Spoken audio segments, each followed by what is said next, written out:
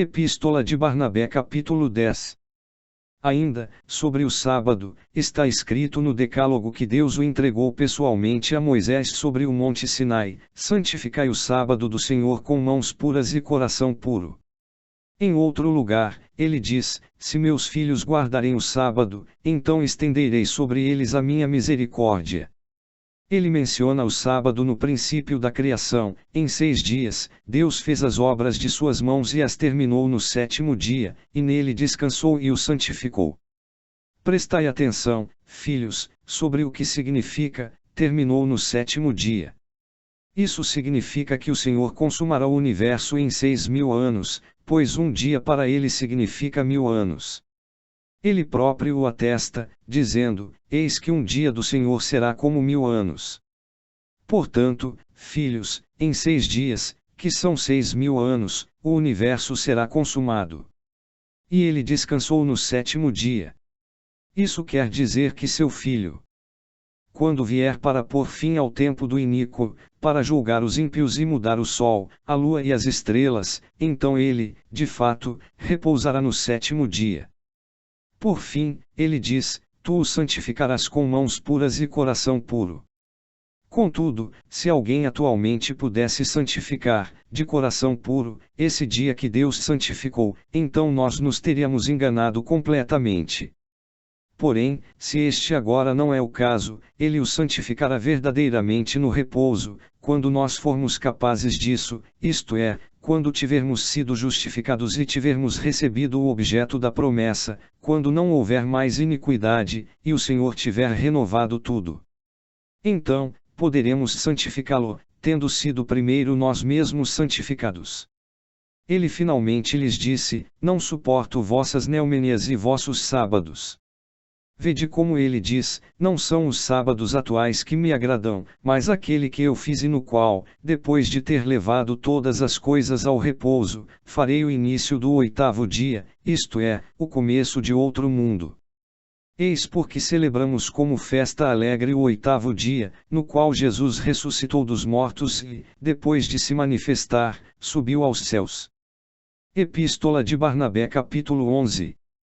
No que se refere ao templo, eu vos direi ainda como esses infelizes extraviados puseram sua esperança num edifício, como se fosse a casa de Deus, e não no Deus deles, que os criou. Com efeito, quase como os pagãos, eles o consagraram no templo. Mas, como fala o Senhor, abolindo-o: aprendei, quem mediu o céu com o palmo e a terra com a mão? Não fui eu. Diz o Senhor: o céu é o meu trono e a terra é o estrado dos meus pés. Que casa construireis para mim, ou qual será o lugar do meu repouso?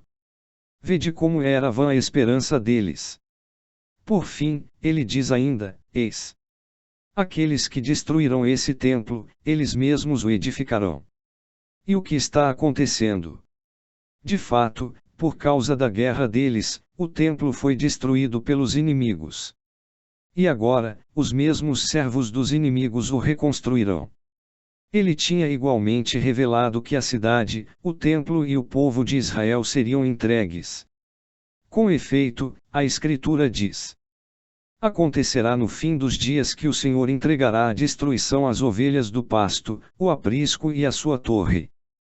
E aconteceu conforme o Senhor tinha dito. Indaguemos se existe um templo de Deus. Sim, existe, onde ele mesmo diz que o há de construir e aperfeiçoar. De fato, está escrito: quando a semana estiver terminada, será construído um templo de Deus, com esplendor, sobre o nome do Senhor. Acho, pois, que existe um templo. E como ele será construído sobre o nome do Senhor? Aprendei, antes que acreditássemos em Deus, nossos corações eram uma habitação corruptível e frágil, exatamente como um templo construído por mão humana. Com efeito, estava cheio de idolatria e era casa de demônios, pois todas as nossas ações se opunham a Deus. Contudo, ele será construído sobre o nome do Senhor. Estai atentos, para que o templo do Senhor seja construído com esplendor. De que modo? Aprendei, recebendo o perdão dos pecados e pondo nossa esperança no nome, nós nos tornamos novos, recriados desde o princípio. É por isso que Deus habita verdadeiramente em nós, tornando-nos sua morada. Como?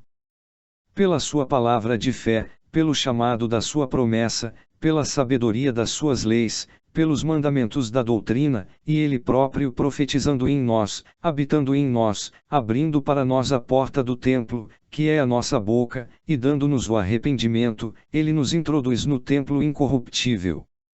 De fato, quem deseja ser salvo não olha para o homem, mas para aquele que habita nele e fala por meio dele, maravilhado de não ter ouvido as palavras daquele que fala através de uma boca humana, nem de ter desejado ouvi-as.